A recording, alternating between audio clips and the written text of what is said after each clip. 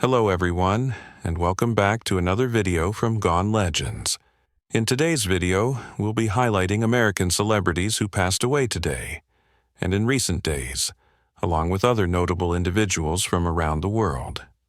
Before we proceed, we kindly ask for your support.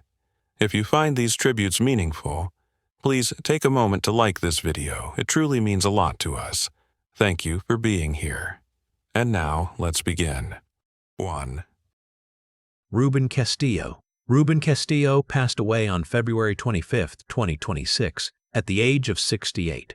The former American featherweight contender reportedly died after complications related to a prolonged illness that had quietly affected his health in his later years. Born on December 19, 1957, in Lubbock, Texas, Castillo grew up in a hard-working Mexican-American family where resilience was not optional. It was a way of life. From dusty neighborhood gyms to the bright lights of championship arenas, he carved his name into boxing history during one of the sport's most competitive eras, known as the Conquistador.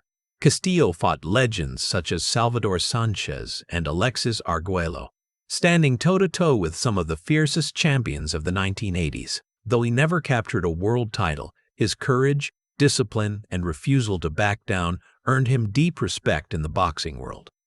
After retiring from the ring, he transitioned into commentary, offering sharp insight shaped by lived experience. Castillo's legacy is not measured only in victories, but in heart, the kind that refuses surrender, even against impossible odds. 2. Vladimir Dobzhik. Vladimir Dobzhik passed away in early 2026 at the age of 57, following sudden complications linked to a severe cardiovascular condition that had quietly affected his health. Born on May 28, 1968, in Russia, Dobzhik dedicated his life to the stage and screen, becoming a respected figure in Russian theater and television. From a young age, he displayed a deep fascination with storytelling, eventually earning admission to the prestigious Boris Shukin Theater Institute, where he refined his craft with discipline and intensity. His early years were rooted in theater, performing with the theater studio Chelovek, where he developed the emotional depth and quiet strength that would define his career. Audiences came to widely recognize him for his role as neurosurgeon Yuri Shaman in the long-running medical drama Sklifosovsky, a performance marked by restraint, intelligence, and emotional authenticity. Dobzhik was never a flamboyant celebrity.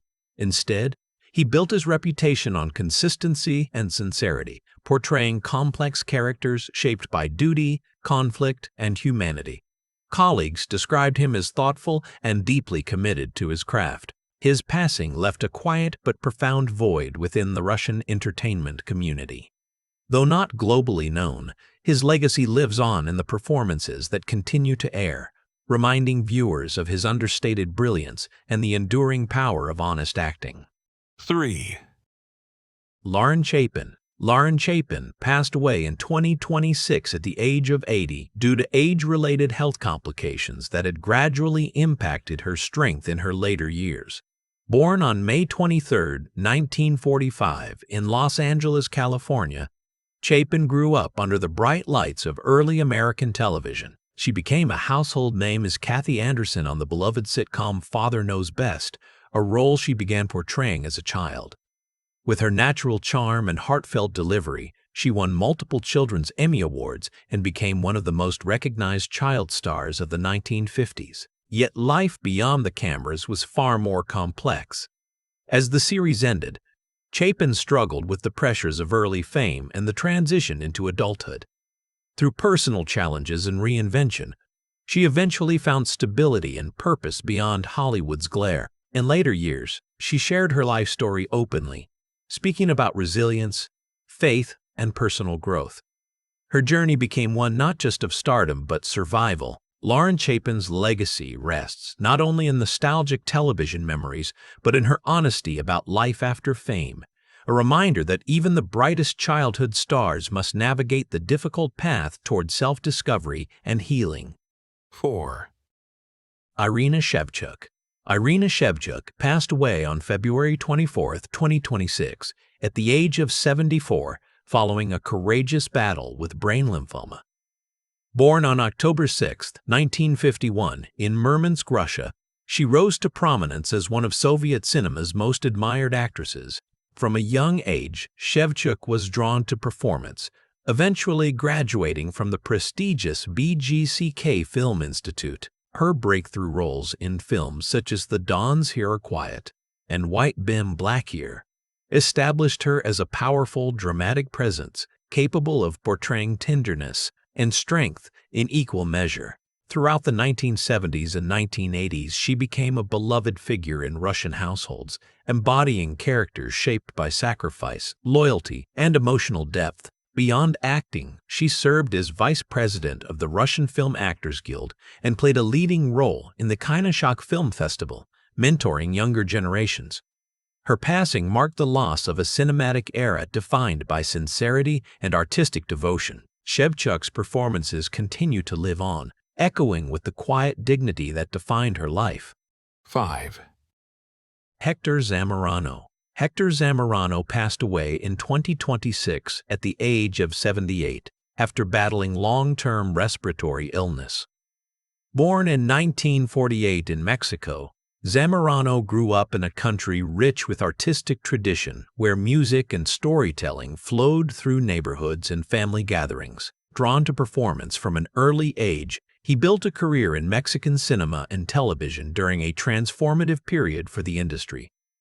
Throughout the 1970s and 1980s, Zamorano became known for portraying strong yet emotionally layered characters in regional dramas and stage productions. His performances often reflected the struggles and aspirations of everyday people, earning him a devoted audience across Mexico and parts of Latin America. Though he may not have reached global superstardom, within his home country he was respected as a steady and passionate performer. Colleagues admired his professionalism and dedication to authentic storytelling. Off-screen, he remained grounded, valuing family and cultural roots above celebrity. His passing marked the end of a generation that helped shape Mexico's modern entertainment landscape. Hector Zamorano leaves behind a body of work that continues to resonate with audiences who saw in him not just an actor, but a reflection of their own stories, struggles, and enduring hope. 6.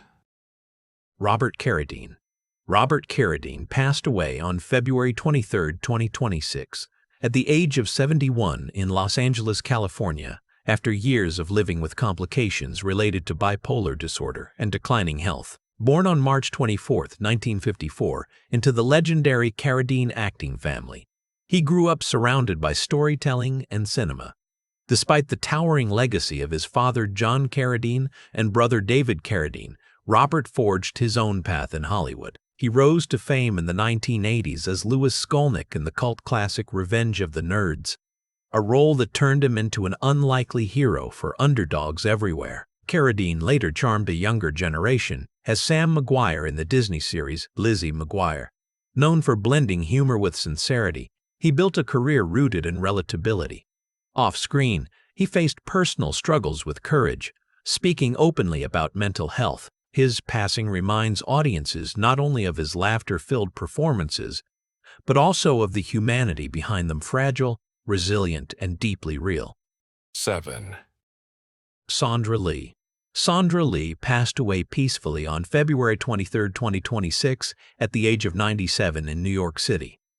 Born on September 30, 1928, in Newark, New Jersey, she became a radiant force on Broadway during the golden age of American theater. Lee began her journey as a dancer before rising to prominence in iconic productions such as the original Broadway runs of Peter Pan and Hello, Dolly.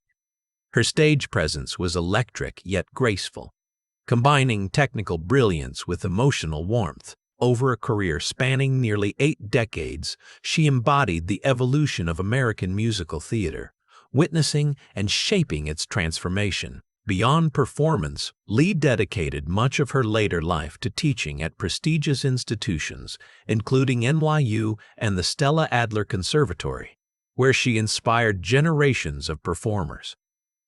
Her death marked the closing of a remarkable chapter in Broadway history. Sandra Lee leaves behind not only unforgettable performances, but also a lineage of artists who carry her teachings forward, ensuring her spirit remains alive beneath theater lights everywhere. 8. Robert Duvall. Robert Duvall passed away peacefully on February 15, 2026, at the age of 95 in Middleburg, Virginia, due to natural causes related to advanced age. Born on January 5, 1931, in San Diego, California, Duvall became one of the most respected actors in cinematic history. After studying acting in New York, he steadily built a career defined by authenticity and quiet intensity. From portraying Boo Radley in To Kill a Mockingbird to the calculating Tom Hagen in The Godfather and the unforgettable Lieutenant Colonel Kilgore in Apocalypse Now, Duvall's performances shaped generations of filmmaking. He won an Academy Award for Tender Mercies, demonstrating his ability to convey profound emotion with subtle restraint. Across 7 decades, he earned admiration not for flamboyance but for truth, the kind that lingers long after the credits roll. With his passing, Hollywood lost a titan of craft and discipline. Yet his legacy endures in every frame he touched, reminding audiences that great acting is not performance, it is revelation. 9. Goldie Hawn was born on November 21, 1945 in Washington, D.C., United States. From the outside, her childhood seemed gentle and artistic. Her mother owned a dance school. Her father was a musician. Music and movement filled their home. But even as a child, Goldie carried a deep sensitivity. She felt everything intensely. The world around her did not just pass by, it entered her, settled inside her, and sometimes overwhelmed her. As she grew older and stepped into the entertainment industry, that sensitivity would become both her greatest gift and her greatest vulnerability. When she rose to fame in the late 1960s on Rowan and Martin's Laugh In, it happened almost overnight.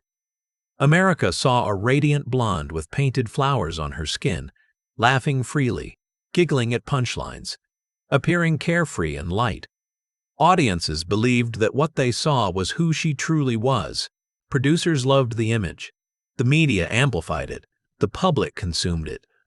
But behind the cameras, Goldie felt something entirely different. She has spoken about the severe anxiety that gripped her during those years. Not mild nervousness, not simple stage fright, real suffocating panic attacks. There were moments when her heart would race uncontrollably, moments when she felt disconnected from her own body, days when she questioned whether she could continue performing at all. Imagine the contradiction, a woman known worldwide for laughter struggling to breathe in private. Fame did not bring peace. It magnified pressure. Suddenly, she was no longer just Goldie from Maryland. She was an image, a brand, a character people expected her to remain forever. Industry executives encouraged her to lean into the dumb blonde persona. It was profitable. It was easy marketing. But inside, she feared being trapped by it. She feared being underestimated for the rest of her life. Success can be isolating.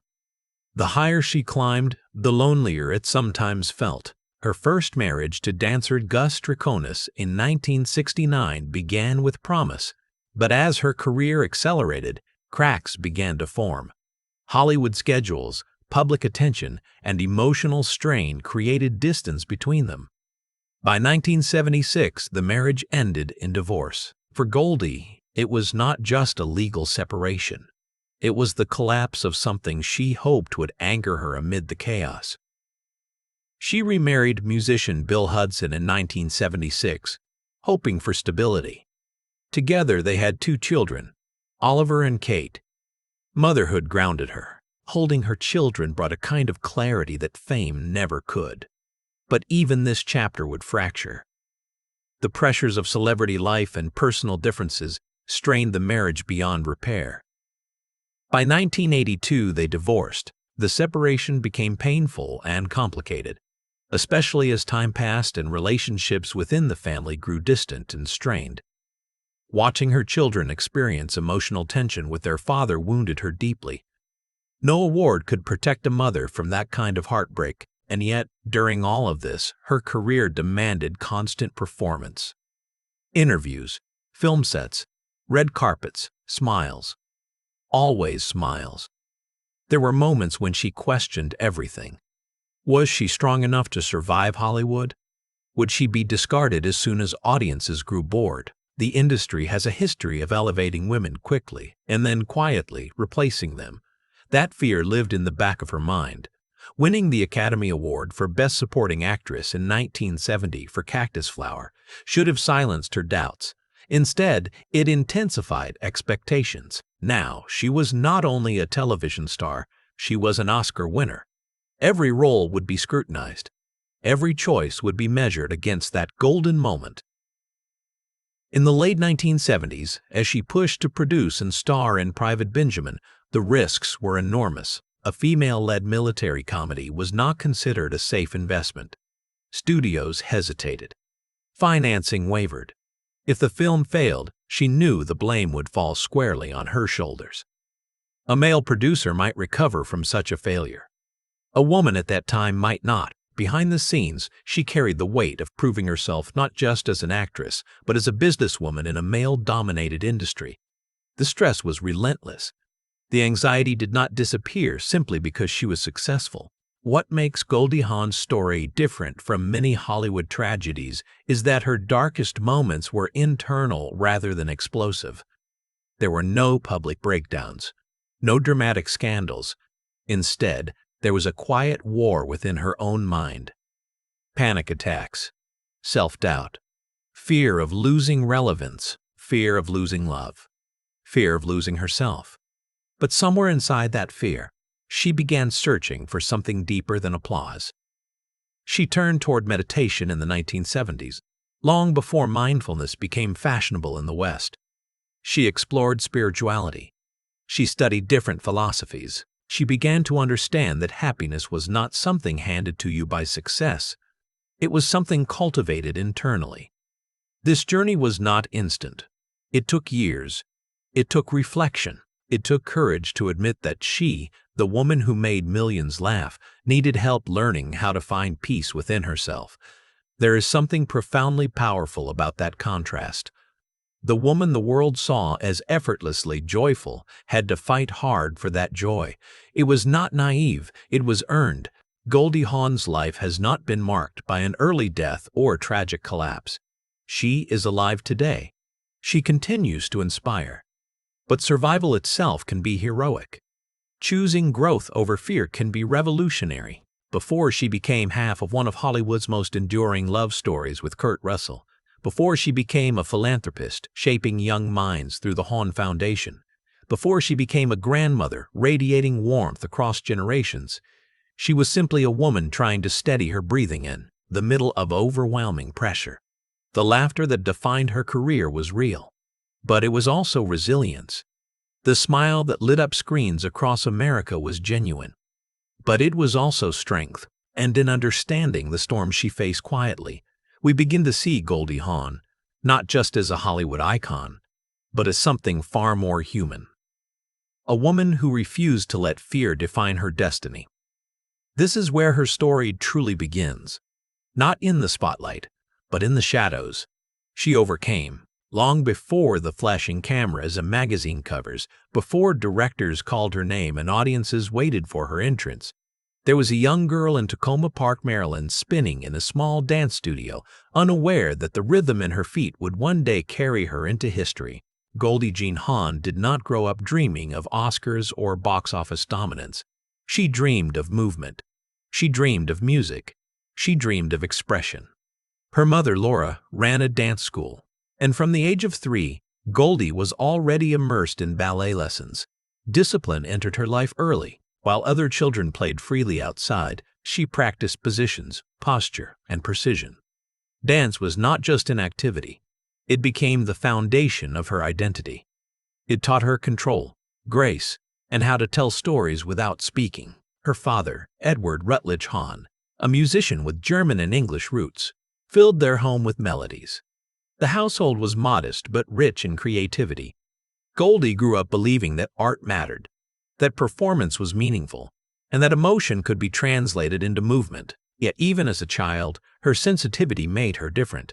She felt criticism deeply. She wanted approval. She feared disappointing those she loved.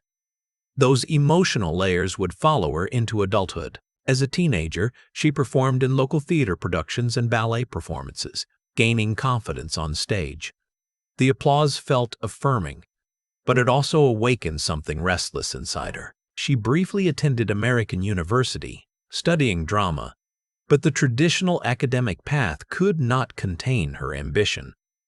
The classroom walls felt too narrow for her expanding dreams. She left college before completing her degree, a decision that felt terrifying yet necessary. She chose uncertainty over safety. New York City became her next destination. It was the early 1960s and Manhattan pulsed with cultural transformation. Broadway lights glowed with promise. Musicians, actors, and dancers flooded the streets chasing possibility. Goldie arrived not as a star but as one of thousands trying to be seen. She worked as a professional dancer, performing in chorus lines and theater productions. The work was demanding. The pay was inconsistent. The competition was relentless. But she persisted. At one point, she worked as a go-go dancer in nightclubs, performing above crowded floors beneath neon lights. It was not glamorous. It was survival. She needed income. She needed exposure. She needed experience. Every night, she stepped onto a platform and danced with fearless energy, even when exhaustion threatened to overtake her. Those years toughened her. They taught her resilience. They forced her to stand confidently in front of strangers and command attention. Her breakthrough did not come in a dramatic explosion. It came gradually. She landed small television roles, appearances that introduced her face to casting directors. Then, in 1968, everything shifted. Rowan and Martin's Laugh-In entered her life, and with it came a transformation no one could have predicted. The show was fast-paced, irreverent, experimental. It reflected the changing culture of America during a time of social upheaval. When Goldie appeared on screen with her bright smile, infectious giggle, and flower-painted body, audiences were instantly captivated. She was playful yet magnetic. She seemed spontaneous, almost childlike in her humor. America embraced her as the carefree spirit they wanted to believe in during turbulent times. But what looked effortless required intelligence and timing. Comedy is rhythm. It is instinct. It is knowing precisely when to pause and when to deliver a line. Goldie mastered that rhythm quickly. She understood how to hold a camera's gaze, how to let silence build tension, how to release laughter at exactly the right second. Beneath the bubbly persona was a sharp performer, studying every detail. Suddenly, she was no longer a struggling dancer in New York. She was a national sensation. Her face appeared on magazine covers. Interview requests poured in. The industry labeled her the blonde bombshell with the giggle. Yet that label carried both opportunity and danger. While it opened doors, it also threatened to trap her in a single dimension. Hollywood has long reduced complex women into simple stereotypes, and Goldie sensed that risk immediately. Fame accelerated at dizzying speed. With each episode, her popularity expanded, but internally the pressure intensified. She worried whether she could sustain the momentum. She worried whether the public loved her or merely the character she portrayed. That uncertainty fueled her anxiety, yet it also motivated her to push further. Then came the moment that would silence critics and redefine her career. In 1969, she starred in the film Cactus Flower alongside Walter Matthau and Ingrid Bergman. Many expected her to play another light comedic role. Instead, she delivered a performance layered with vulnerability and sincerity. Tony Simmons revealed an emotional range that surprised audiences and critics alike. When she won the Academy Award for Best Supporting Actress in 1970, at just 24 years old, the industry could no longer dismiss her as a novelty. The girl who once danced in nightclubs now held an Oscar in her hands. That night was not just a victory. It was validation. It proved that beneath the laughter was undeniable talent. Yet even in triumph, uncertainty lingered. Success raises expectations. Now she had to prove that the award was not a fluke. Every project that followed carried the weight of comparison. The 1970s became a decade of experimentation and growth. She starred in films such as Butterflies Are Free and Shampoo, gradually building a body of work that demonstrated versatility. She balanced humor with depth, lightness with gravity. Behind the scenes, however, the earlier anxiety had not vanished entirely. Fame remained overwhelming. Interviews often focused on her appearance rather than her craft. She had to assert her intelligence repeatedly in rooms dominated by male executives. She learned how to negotiate contracts. She learned how to demand better scripts. She learned how to protect her image without losing authenticity. As the decade progressed, Goldie Hawn was no longer simply America's laughing sweetheart. She was becoming something far more powerful, a woman determined to shape her own narrative. The dancer from Maryland had transformed into a rising force in Hollywood, but she carried with her the lessons of struggle, discipline, and emotional survival. This period of her life was not defined by ease. It was defined by transition. She was shedding the limitations others placed upon her. She was discovering that her voice mattered not only in front of the camera, but behind it as well. The seeds of future ambition were already forming. The world saw a star ascending. She felt the weight of responsibility pressing against her shoulders, but step by step, roll by roll, she moved forward.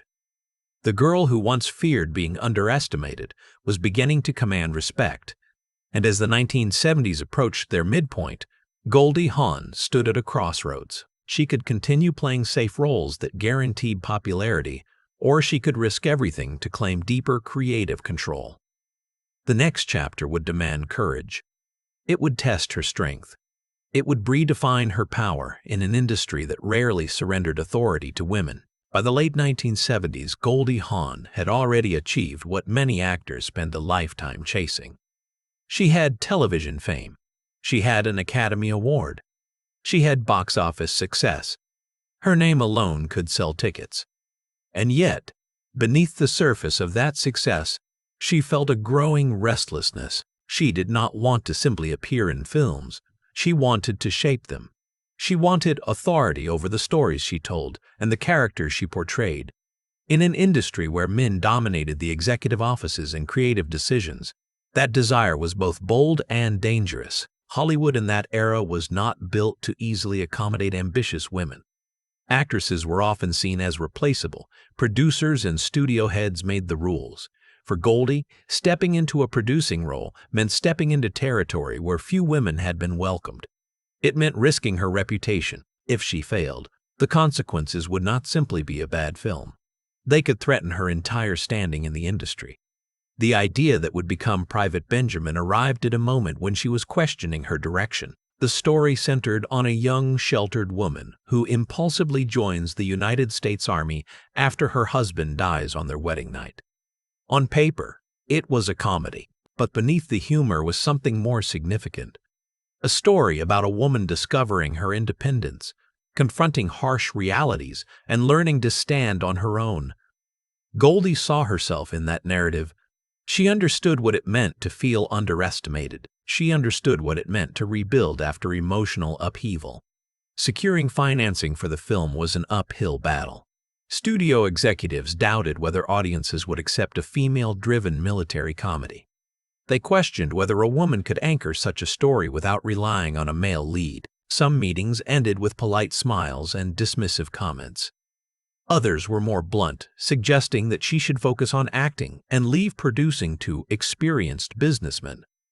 Those conversations did not discourage her. They fueled her determination. She committed her own time, energy, and credibility to getting the project off the ground. Scripts were revised repeatedly. Casting decisions were debated intensely. Every step required negotiation. Goldie found herself navigating contracts, budgets, and logistical challenges that extended far beyond memorizing lines. The pressure mounted. If the film collapsed, the failure would be attached directly to her name. During this period, her personal life was also unsettled. Her second marriage had ended. She was raising 2 young children while balancing career ambitions. There were days when exhaustion felt overwhelming. The responsibility of motherhood did not pause for film meetings. Late-night script readings were followed by early mornings with her children. The dual demands stretched her emotionally and physically. Production finally began, but even on set, challenges continued. Comedy requires precision, especially when combined with emotional undertones. Goldie had to ensure that the humor did not overshadow the character's growth. She worked tirelessly to protect the film's tone, advocating for moments of sincerity amid the laughter.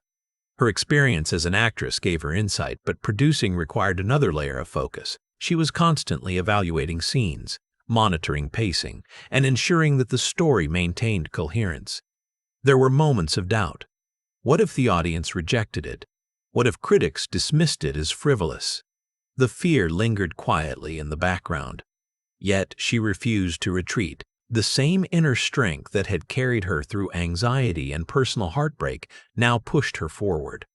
When Private Benjamin premiered in 1980, the response exceeded expectations. Audiences connected deeply with Judy Benjamin's journey. They laughed, but they also recognized the emotional transformation unfolding on screen.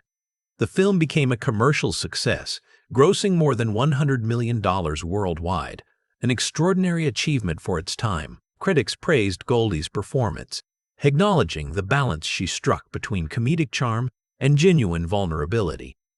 More importantly, the industry recognized her as a serious producer. She earned an Academy Award nomination for Best Actress, further validating her creative risks. Private Benjamin was more than a hit movie. It was a statement. It demonstrated that female-led stories could thrive financially and artistically. It showed that women could hold authority behind the scenes and deliver results. For Goldie, it marked a turning point in her career. She was no longer merely reacting to opportunities offered to her. She was creating them. The success of the film also symbolized something personal. It reflected her own journey toward independence. Like the character she portrayed, she had faced uncertainty and emerged stronger. The risks she took were not reckless. They were calculated acts of self-belief. As the 1980s unfolded, Hollywood's perception of her shifted. She was no longer just the effervescent comedienne from television. She was a formidable presence capable of shaping major projects. Doors that once seemed guarded began to open more readily. Yet triumph did not eliminate vulnerability. Success can be fleeting in an industry that constantly seeks novelty. Goldie understood that maintaining longevity required adaptability. She continued choosing roles carefully, balancing commercial appeal with personal interest. During this period, she also reconnected with an actor she had first met years earlier, Kurt Russell. Their relationship began quietly, without spectacle. Unlike the intense scrutiny of her previous marriages, this connection developed with mutual respect and patience. They shared similar values about family and privacy, preferring stability over headlines.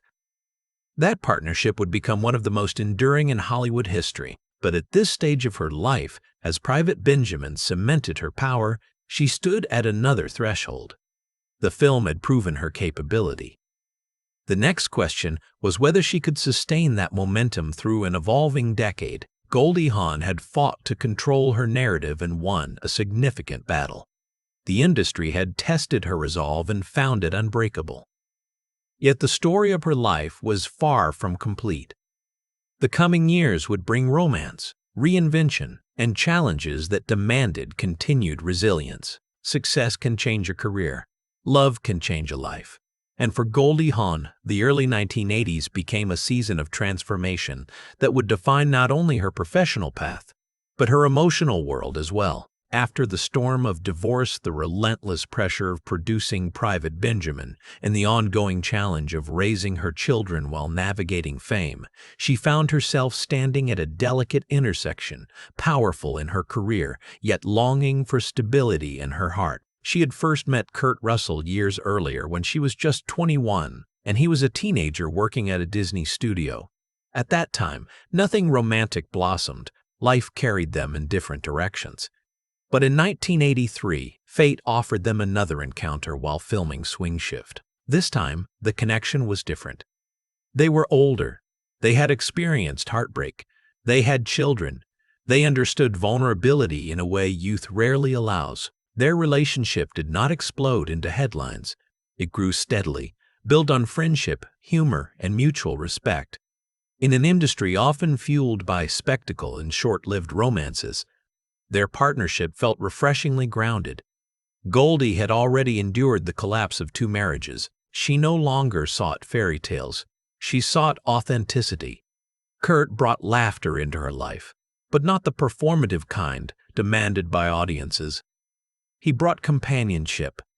He accepted her complexities. He understood the weight of public life. Together, they created a blended family, raising Oliver, Kate, and later welcoming their son Wyatt Russell in 1986.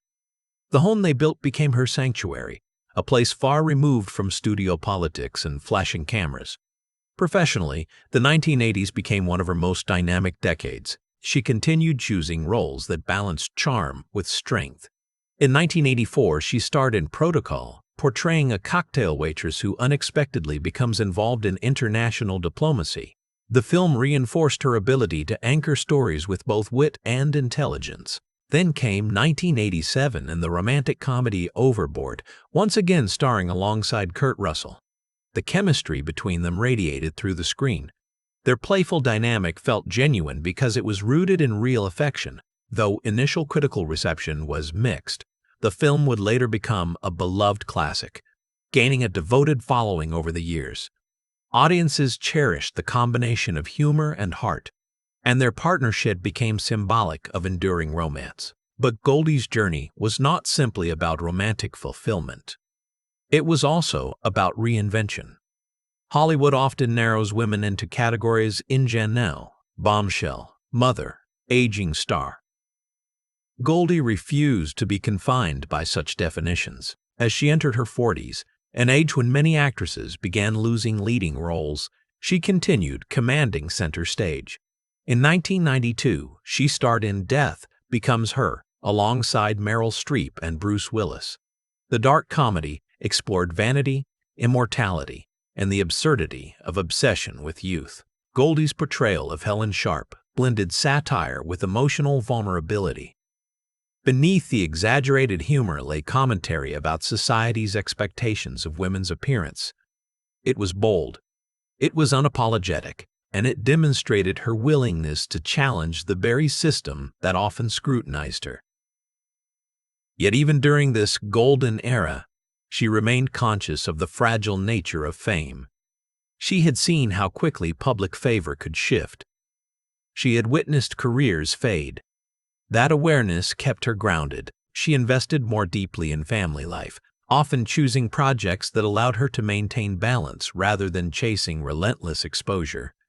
In 1996, she delivered one of her most culturally resonant performances in The First Wives Club alongside Diane Keaton and Bette Midler. The film centered on 3 divorced women reclaiming power after betrayal. It was comedic, sharp, and empowering. For many viewers, especially women navigating midlife transitions, it felt revolutionary. Goldie's character, Elise Elliott, embodied both insecurity and strength, a woman confronting aging in an industry obsessed with youth. The film became a massive success, grossing over $180 million worldwide. More importantly, it sparked conversations about female solidarity and resilience. Goldie was no longer simply entertaining audiences, she was influencing cultural dialogue. Behind the scenes, her partnership with Kurt Russell continued to defy Hollywood norms. They chose not to marry, a decision that often surprised interviewers. Goldie explained the commitment did not require a certificate. For her, freedom within partnership preserved passion. Their relationship thrived because it was built on choice, not obligation. As her children grew older, she prioritized presence over publicity. Kate Hudson would eventually follow her mother into acting, carrying forward that luminous charisma. Watching her daughter step into the spotlight stirred both pride and protectiveness. Goldie understood the pressures Kate would face.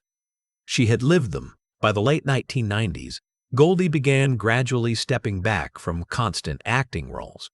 It was not a retreat born of decline, but a conscious recalibration. She had achieved immense success. She had proven her versatility. Now she sought deeper meaning beyond scripts and premieres. The 1980s and 1990s represented more than career highs. They marked her evolution from anxious young star to confident, self-aware woman. She had weathered heartbreak, challenged industry expectations, and cultivated a stable family life amid chaos. The laughter that once masked fear now flowed from genuine contentment. But another transformation awaited her, one that would shift her focus from entertainment to emotional education, from Hollywood sets to classrooms around the world. The same sensitivity that once overwhelmed her would become the catalyst for a philanthropic mission rooted in mindfulness and mental well-being. By the early 2000s, Goldie Hawn had already lived several lifetimes within one career. She had conquered television, won an Academy Award, dominated box offices, produced major films, and built one of Hollywood's most admired partnerships. She had survived anxiety, divorce, industry doubt, and the quiet psychological weight of fame. But beneath all of it, one truth had never left her. Inner peace does not come from applause. The laughter that made her famous had once been a shield. Now she wanted something deeper, something that could not be measured in ticket sales or trophies. For decades, she had privately practiced meditation and explored spiritual teachings. Long before mindfulness became a global movement, she was studying it quietly, searching for calm during moments when anxiety threatened to take control. She understood firsthand what it felt like to appear joyful while struggling internally. She knew how invisible emotional battles could be. And as she watched the world change, as she observed rising stress levels in children, increasing pressure in schools, and growing emotional instability among young people, she began asking herself a question that would alter the course of her life. What if children were taught how to manage their minds before the world overwhelmed them? This was not a fleeting idea. It became a mission. In 2003, Goldie Hawn founded the Hawn Foundation, a nonprofit organization dedicated to supporting children's emotional well-being through education. Its central program, MindUp, was designed to teach mindfulness techniques in classrooms, helping students develop focus, empathy, resilience, and emotional regulation. For Goldie, this was not charity for publicity. It was personal. She had once been a young girl overwhelmed by her own sensitivity. She had once been a young woman battling panic attacks while the world assumed she was carefree. She knew how isolating mental struggle could feel. MindUp became her way of reaching backward, of offering children the tools she wished she had earlier in life. She traveled to schools. She met with educators. She spoke about neuroscience and emotional intelligence with the same passion she once brought to film sets. Some were surprised to see the Hollywood star discussing brain development and stress hormones, but those who listened closely understood something profound. This was the most authentic version of Goldie Hawn. The foundation grew internationally, impacting classrooms in the United States, Canada, the United Kingdom, and beyond. Scientific research supported the program's effectiveness. Students who participated demonstrated improved emotional control and academic performance. Teachers reported calmer environments. Parents saw changes at home. Goldie was no longer chasing the spotlight. She was channeling it. During this period, she deliberately stepped back from acting. After appearing in films like The Banger Sisters in 2002, she entered a long hiatus from the big screen. Some speculated about retirement. Others wondered if Hollywood had quietly moved on. But the truth was simpler. She had chosen purpose over constant visibility. She once said that success without inner fulfillment feels empty. That insight had been earned through decades of experience. She had seen how easily fame could distort identity. She had learned that real happiness must be cultivated intentionally. Her relationship with Kurt Russell remained steady throughout this new chapter. Together, they enjoyed a quieter rhythm of life, often spending time away from Los Angeles, valuing privacy over publicity. Their bond, now decades strong, stood as quiet proof that lasting love in Hollywood was not impossible, just rare. As her children built their own careers, she transitioned into a new role, grandmother. Watching her grandchildren grow brought perspective. The industry that once felt overwhelming now seemed distant. The urgency of box office success no longer defined her sense of worth. Yet even as she embraced this philanthropic focus, the public never forgot her. Interviews still requested her presence. Fans continued celebrating her films. Younger generations discovered her work through streaming platforms, finding the same joy their parents once did. In 2017, after nearly 15 years away from leading roles, she returned to cinema in Snatched, starring alongside Amy Schumer. The film marked her re-entry into comedy for a new era. Though the industry had evolved dramatically since her early days, her timing remained sharp, her screen presence undiminished. Audiences welcomed her return warmly, reminded of the unique energy she carried. But even this comeback felt different from her earlier pursuits. There was no desperation to reclaim status, no urgency to prove relevance. She appeared relaxed, grounded, comfortable in her legacy.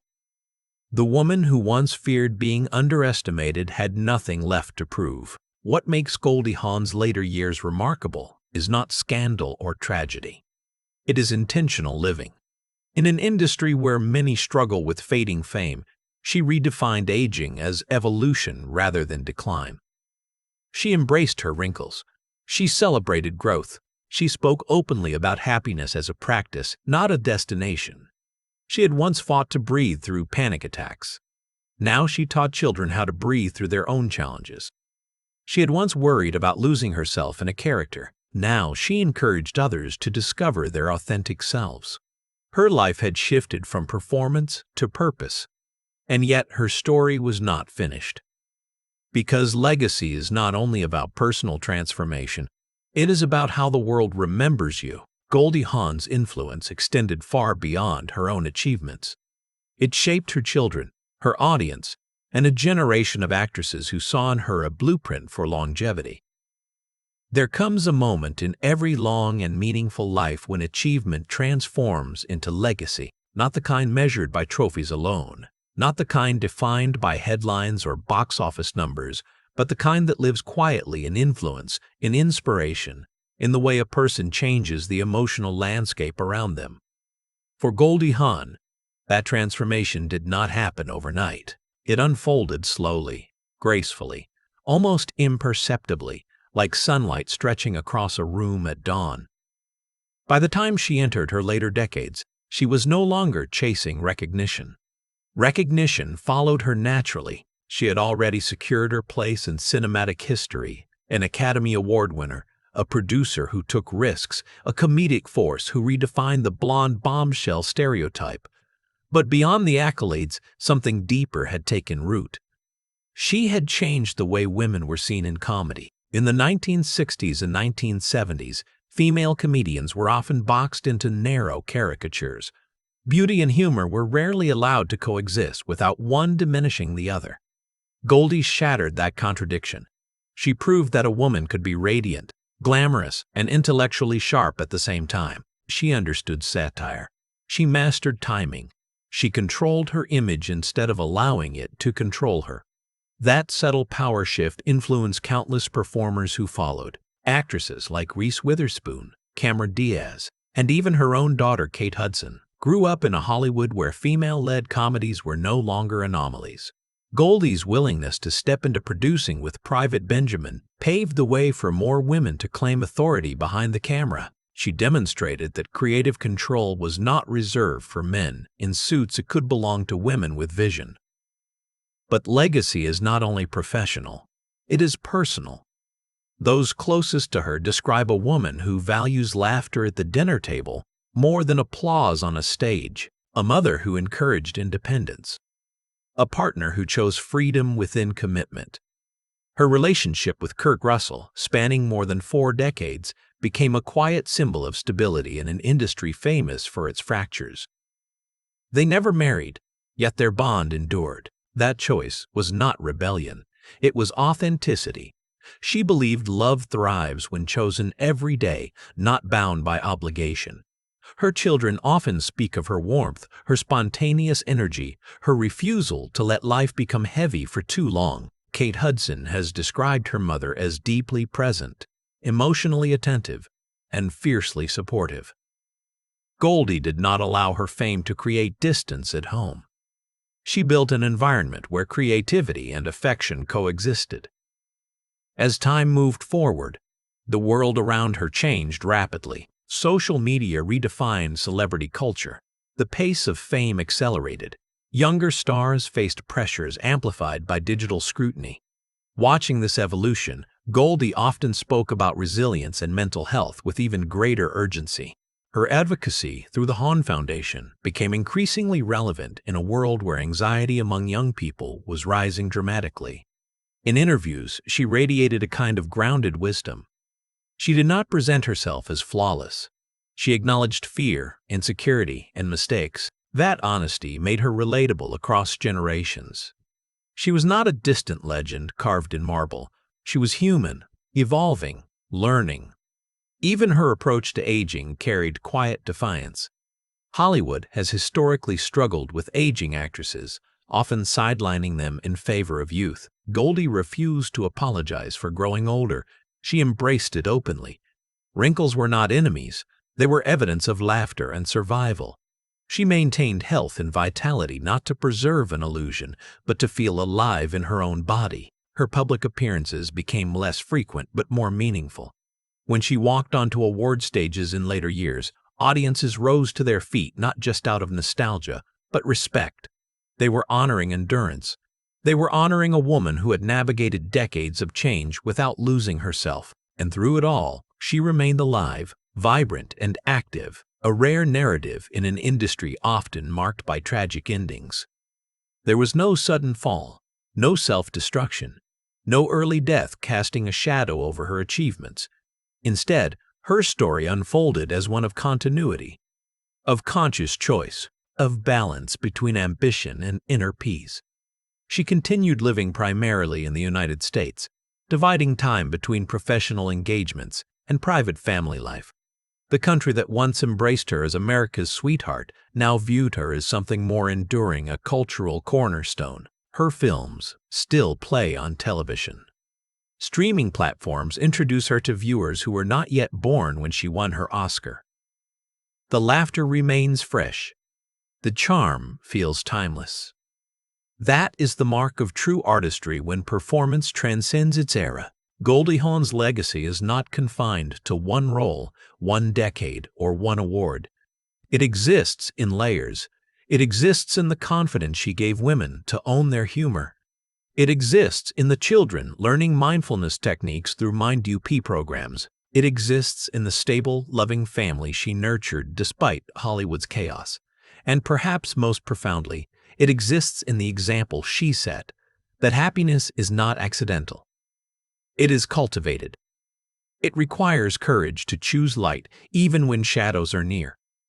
But even legends face the passage of time. Even radiant lives must confront reflection.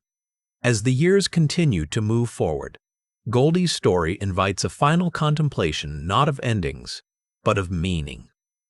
In Hollywood, survival is its own form of triumph. Careers rise quickly, blaze brightly, and often vanish without warning. Scandals erupt, reputations fracture, youth fades. The industry rarely pauses long enough to honor endurance. And yet, Goldie Hawn remains not as a relic of another era, but as a living presence, a steady heartbeat within an ever-changing world of fame. To understand the meaning of her life is to understand something rare. She did not burn out. She did not collapse beneath pressure. She did not allow the machinery of celebrity to devour her identity. Instead, she navigated decades of transformation with deliberate awareness. That choice alone separates her from many of her contemporaries. When she first entered the spotlight in the late 1960s, America was in turmoil. The Vietnam War divided households. Civil rights movements reshaped the national conscience. Cultural norms were shifting rapidly. In that climate, her laughter felt like relief, a breath of fresh air in a tense atmosphere. She became a symbol of lightness during a heavy era. But the world did not remain static. The 1970s brought cynicism. The 1980s celebrated excess. The 1990s introduced sharper irony. Through each cultural shift, Goldie adapted without losing her core. She did not chase trends blindly. She chose projects aligned with her instincts. She trusted her sense of timing, both comedic and personal. Perhaps the most powerful statement she ever made was not through a film, but through restraint. She understood when to step back. Many actors cling to visibility out of fear that absence equals irrelevance. Goldie stepped away from the camera when she felt called elsewhere. That decision required confidence. It required trust in her own legacy. There is profound strength in knowing you do not need constant validation. Her life also challenges the myth that glamour must be accompanied by chaos. Hollywood history is filled with cautionary tales, brilliant stars undone by addiction, isolation, or self-destruction. Goldie's story offers an alternative narrative. Yes, she battled anxiety. Yes, she endured divorce and heartbreak. But she sought healing instead of escape. She chose growth instead of denial. Her relationship with Kurt Russell stands as a quiet rebellion against cynicism. For over 40 years, they have shared a partnership grounded in humor and mutual respect. They weathered industry rumors, professional fluctuations, and the passage of time without succumbing to spectacle. They never needed to prove their love through grand gestures for the public. Their stability became its own quiet headline. In many ways, Goldie redefined what it means to age in Hollywood. She did not attempt to freeze herself in youth. She allowed herself to evolve. She spoke openly about the importance of mental health long before it became part of mainstream conversation. She emphasized gratitude over ambition in her later interviews. She described happiness not as a fixed state, but as a daily practice. And perhaps that philosophy explains her longevity. Happiness for her was not denial of pain. It was resilience after pain. It was the decision to keep laughing even after nights of doubt. It was the courage to remain open-hearted in a profession that can harden even the most sensitive spirits. Today, when younger audiences discover her films, they often remark on her natural charisma. There is something effortless in her performances, a spontaneity that feels unscripted. But that ease was earned through years of discipline, introspection, and emotional labor. The girl who once felt overwhelmed by anxiety transformed into a woman who teaches children how to calm their minds. That arc is not accidental. It is intentional evolution. Goldie Hawn's life reminds us that fame is not the destination. It is a platform. What matters is what you build upon it. She built family.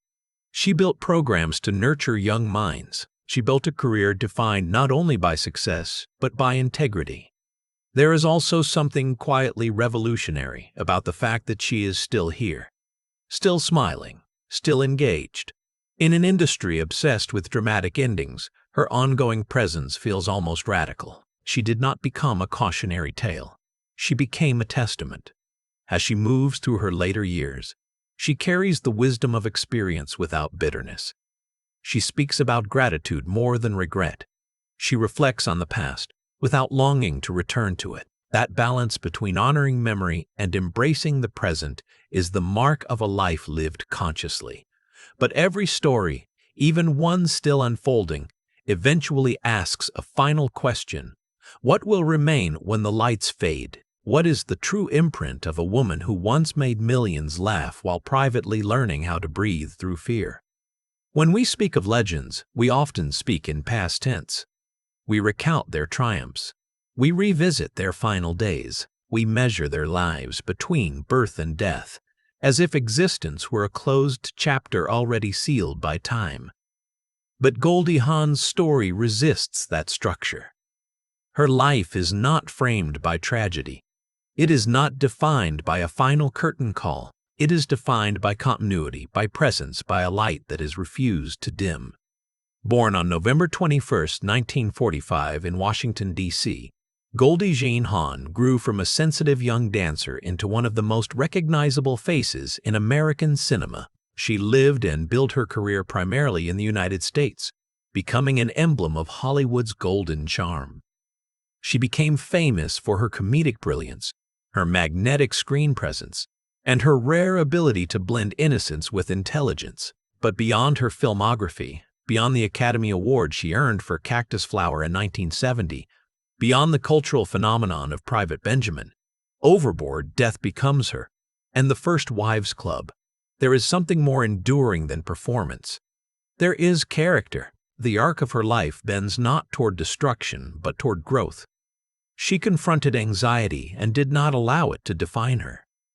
She endured divorce and did not surrender to bitterness. She navigated an industry that often objectified women and instead carved out authority for herself as a producer and creative force. She witnessed the fleeting nature of celebrity and chose stability over spectacle. Her partnership with Kurt Russell became one of Hollywood's most enduring love stories, not because it was flawless, but because it was grounded. They chose each other repeatedly. They raised children within a world that could easily have fractured them. They demonstrated that commitment is not about ceremony, but about intention. As the decades unfolded, Goldie stepped back from relentless visibility. She did not cling to youth. She did not compete with the next generation. Instead, she supported it. Her daughter, Kate Hudson, stepped into her own spotlight, carrying forward echoes of her mother's warmth and spontaneity. Her son, Oliver, carved his own path. Her youngest son, Wyatt, pursued acting and professional sports. In their success, one sees not only talent, but confidence, the quiet inheritance of a mother who encouraged self-belief. And then there is the work that extends beyond cinema. The Hawn Foundation, established in 2003, stands as perhaps the most meaningful chapter of her later life. Through the MindUP program, children across classrooms learn how to understand their emotions, how to regulate stress, how to practice compassion. That legacy cannot be measured in ticket sales. It lives in calmer classrooms, in steadier breathing, in young minds that feel seen and supported. Goldie once battled panic attacks alone in dressing rooms. Now she gives children tools to face their own fears with awareness rather than shame. That transformation is powerful. It speaks to a life that did not simply chase applause,